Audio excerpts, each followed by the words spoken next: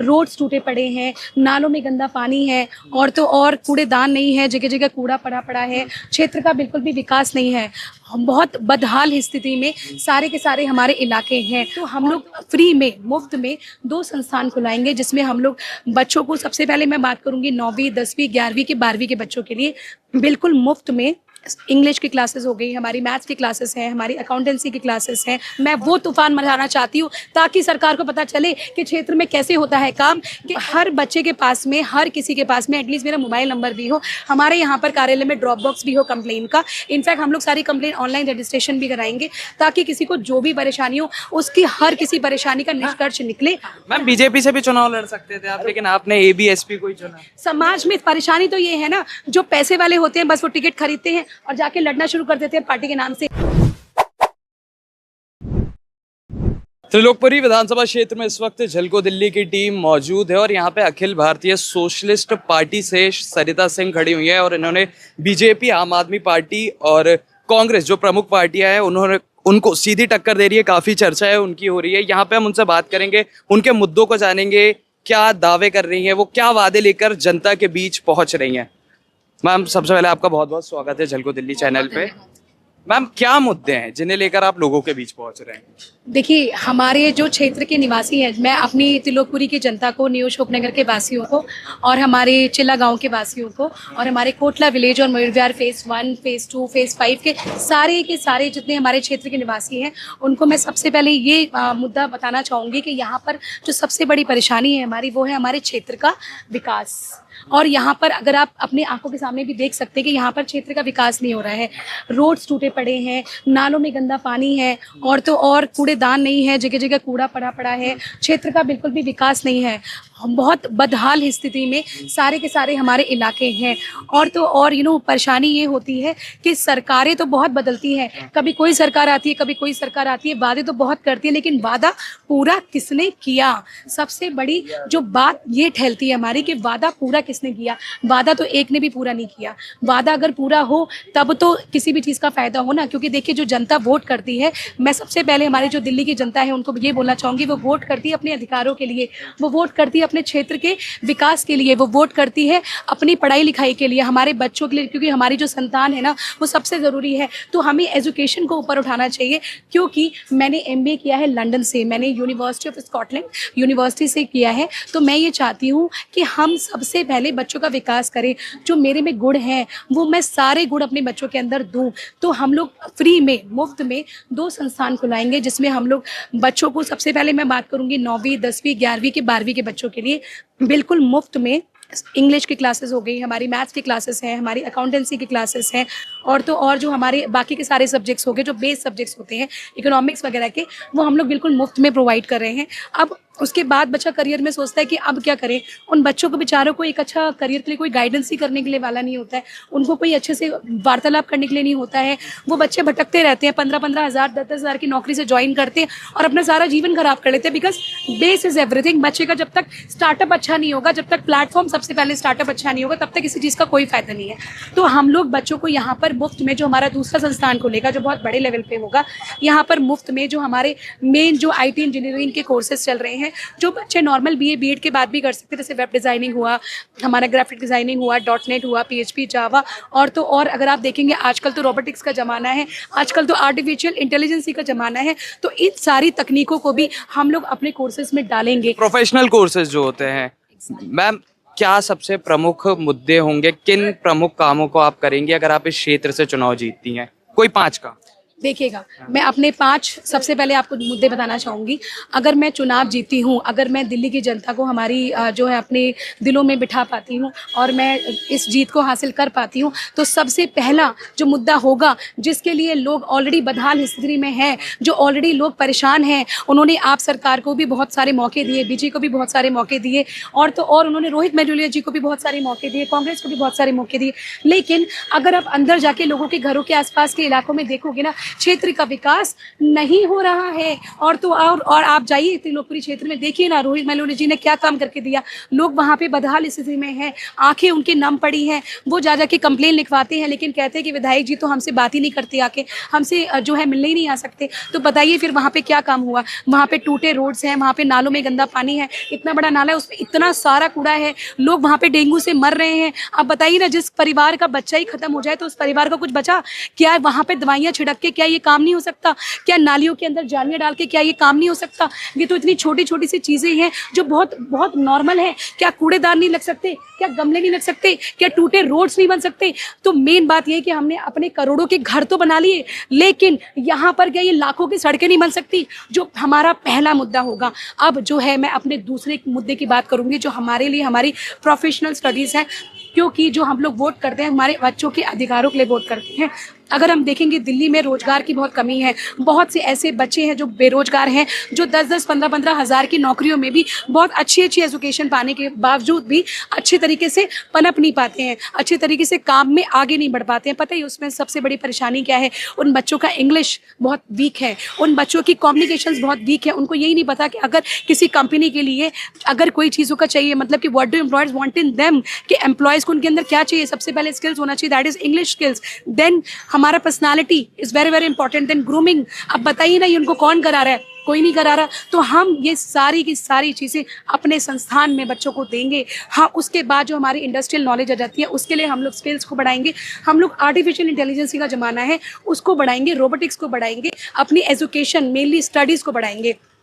अब तीसरा मुद्दा, जो हमारे सबसे बड़े बुजुर्ग हैं, जो हमारे लिए सबसे ज़रूरी होते हैं, उनके लिए बताना चाहूँगी, मैं बहुत बड़ी घोषणा करना चाहूँगी। क्योंकि देखिए ये छोटे छोटे मोहल्ले क्लिनिक खोलने से कुछ नहीं होगा। वहाँ पे इतनी भीड़ रहती है, छोटी छोटी दवाइयाँ बस दे दी, बुखार की दवाई दे दी, ये दवाई दे दी, वो तो बच्चे बेचारे जो तो बुजुर्ग वैसे ही ले लेंगे ना, बुजुर्ग हमारे जो वरिष्ठ नागरिक हैं। तो हम उनके लिए चाहे बड़े से बड़ा ऑपरेशन हो, चाहे बड़े से बड़े सर्जरीज हो, हॉस्पिटल से टाई अप करेंगे। उनके लिए हम लोग चाहे बीमा हो चाहे ना हो, अगर हमारी सरकार बनती है तो हम उनका इलाज मुफ्त में कराएंगे, मुफ्त में कराएंगे। अब जो है हमारा जो चौथा मुद्दा है वो हमारे बच्चों का विवाह भी है। उनकी शादी भी हमारे लिए बहुत ज़रूरी होती है। तो हम लोग उनको विवाह में 1-1 लाख रुपए का अनुदान देंगे, चाहे वो लड़का हो चाहे वो लड़की हो। पांचवा मुद्दा, हम लोग महीने का भी सम्मान राशि, हमारी जो महिलाएं हैं अगर हमारी सरकार बनती है तो उनको हर महीने का हम लोग सम्मान राशि भी एटलीस्ट 11,000 का देना चाहेंगे। इनफैक्ट हम लोग अपने वरिष्ठ नागरिकों को भी सम्मान राशि एज 11,000 रुपए का देना चाहेंगे। हम आम आदमी पार्टी पे आपने काफी तीखे प्रहार किए, बीजेपी और कांग्रेस इस मुकाबले में कहाँ दिख रही हैं आपको त्रिलोकपुरी क्षेत्र से? देखिए, अगर मैं आपसे बात करूं कहीं ना कहीं आम आदमी की, तो मैं इसलिए प्रहार कर रही हूं क्योंकि पिछले 10 सालों से तो आम आदमी यहाँ पे राज कर रही है। इससे पहले कांग्रेस रही है, 2008 में बीजेपी यहाँ रही है, तो उनका काम भी कैसा रहा? कांग्रेस बीजेपी की भी अगर हम चर्चा करें, देखिए अगर आप कैमरा ही घुमा के देख लेंगे तो 30 सालों से मैं तो इतनी सी छोटी से लेके बड़ी हो गई, चाहे बीजेपी सरकार हो, चाहे कांग्रेस की सरकार हो, चाहे आम आदमी पार्टी की सरकार हो, हमने तो इतने सारे बच्चों से जो है गवर्नमेंट स्कूलों में जाके बात करी। उन्होंने बोला कोई यहाँ पे पढ़ाई नहीं होती। इनफैक्ट मैं आपको प्रूफ दिखा सकती हूँ, मेरे पास वो सारी वीडियोस है। वो बच्चे रोते हैं, वो कहते हैं कि वहाँ पे टीचर्स को खुद की इंग्लिश अच्छी नहीं तो हमें क्या सिखाएंगे। तो इस तरीके से वो तो स्कूल तो ऑलरेडी खोले थे ना, वो सरकारी स्कूल नए खोले नहीं गए हैं, वो स्कूल ऑलरेडी खोले हुए थे। वो स्कूल में बस नए तरीके से उनको बनाया गया है वहाँ पे बस। तो इस तरीके से नए नए बेंच या नए नए बोर्ड्स लगाने से कुछ नहीं होगा।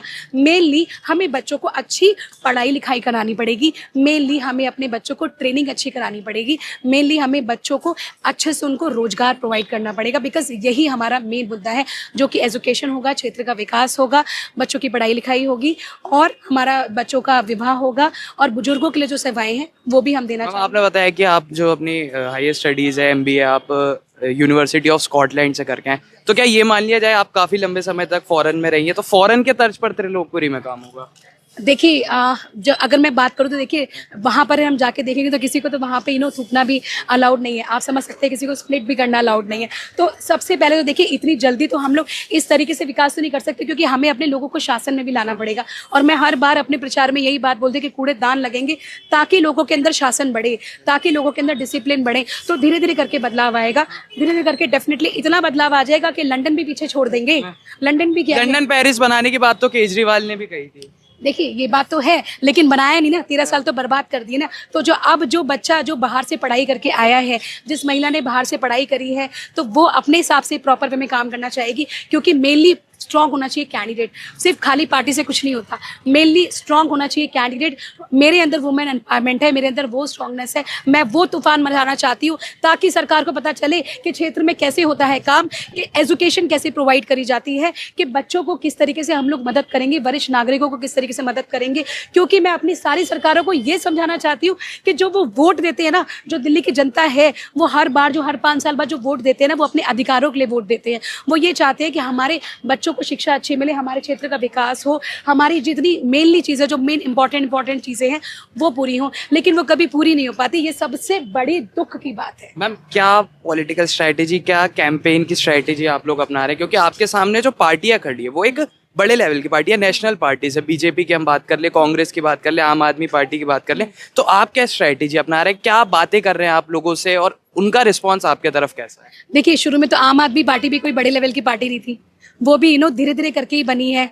तो उसी तरीके से जो हमारे मेन मुद्दे हैं ना, आम आदमी को करते करते तो काफ़ी साल लग गए थे। जो हमारे मेन मुद्दे हैं ना, वो तो हमने शुरू में ही अपने जो हमारे हथकंडे हैं वो शुरू में ही हमने स्टार्ट कर दिए देने के लिए। तो मुझे जनता का बहुत बहुत बेहतरीन सपोर्ट मिल रहा है, जनता का बहुत सारा प्यार मिल रहा है, क्योंकि अब उनको दिख रहा है कि अब एक ऐसी महिला उनके बीच में आई है जो उनके दुख दर्द को समझती है और अपने स्किल्स को वो हमारे साथ में बांटना चाहती है, हमारे बच्चों को आगे सिखाना चाहती है, बहुत कुछ आगे लाइफ में कराना चाहती है। मैम, अपने प्रतिद्वंदियों को क्या बोलना चाहेंगे आप हमारे चैनल के माध्यम? देखिए, हमारी दिल्ली की जनता को, हमारी त्रिलोकपुरी की जनता को, न्यू अशोकनगर, जो हमारे सारे जो त्रिलोकपुरी विधानसभा 55 में जो क्षेत्र आ रहे हैं, मयूर विहार वगैरह, जिसमें चिल्ला गांव, कोटला विलेज भी है, मैं सबसे निवेदन करना चाहूँगी कि इस बार अपना वोट खराब मत कीजिएगा, किसी ऐसे कैंडिडेट को वोट कीजिएगा, क्योंकि मेन होता है हमारा कैंडिडेट। क्योंकि आप जिसको एमएलए बनाते हैं ना, जिसको आप विधायक बनाते हैं, वही आप पर फोकस करता है, उसी से आप जाकर के कंप्लेंट दर्ज करा सकते हैं, उसी से आप जाकर के अपनी समस्या बता सकते हैं। और लास्ट में देखेंगे तो त्रिलोकपुरी में वहाँ पे ऐसे बहुत से लोग मिले, बहुत सारे ऐसे बदहाल स्थिति में लोग मिले जो रो रहे हैं और जो कहते हैं कि हम लोग कई बार विधायक साहब के ऑफिस में गए, लेकिन वहाँ पे तो हमें रोहित मिर्जा कभी मिले ही नहीं, हमसे कभी बात ही नहीं कर पाए, और न्यू अशोकनगर क्षेत्र में तो उन्होंने आकर के कभी देखा भी नहीं है।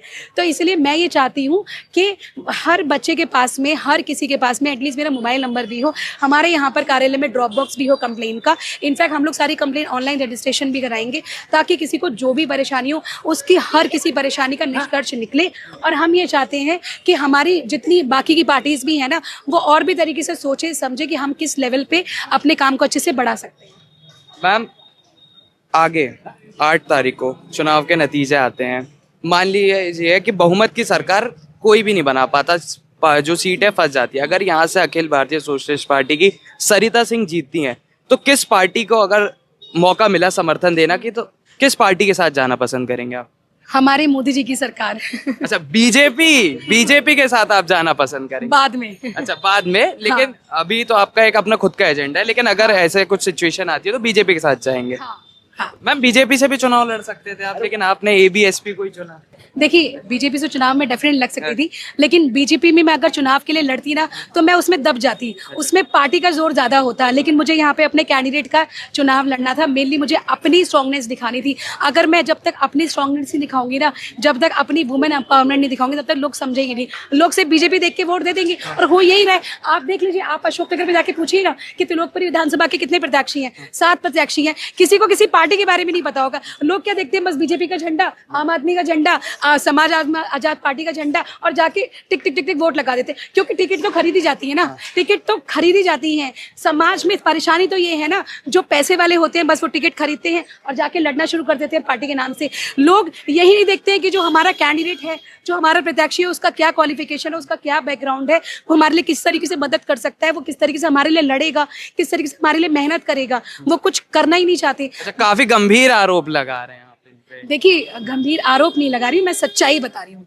ये सच्चाई है, ये हमारी एक्चुअल में जो जनता के साथ होता है ना, क्योंकि जब हम लोग भी, मेरे जब बाकी के लोग थे, जब तक हम लोग जो है इस चीज़ में खड़े नहीं हुए थे, तो हम लोग भी जो है ना यही सोचते थे, हम लोग भी कभी कैंडिडेट पे फोकस नहीं करते थे। देखिए, अखिल भारतीय सोशलिस्ट पार्टी की सरिता सिंह को आपने सुना, जो इनका मेनली फोकस है वो एजुकेशन पे रहेगा, एजुकेशन पे फोकस करना चाहती है। प्रोफेशनल सेंटर्स, यहाँ प्रोफेशनल स्टडी सेंटर्स खोलने की बात की है। अब ये आने वाला समय बताएगा कि 8 तारीख को उनकी किस्मत में यहाँ से सत्ता लिखी है कि नहीं। कैमरामैन मनीष के साथ में आशीष पांडे, झलको दिल्ली।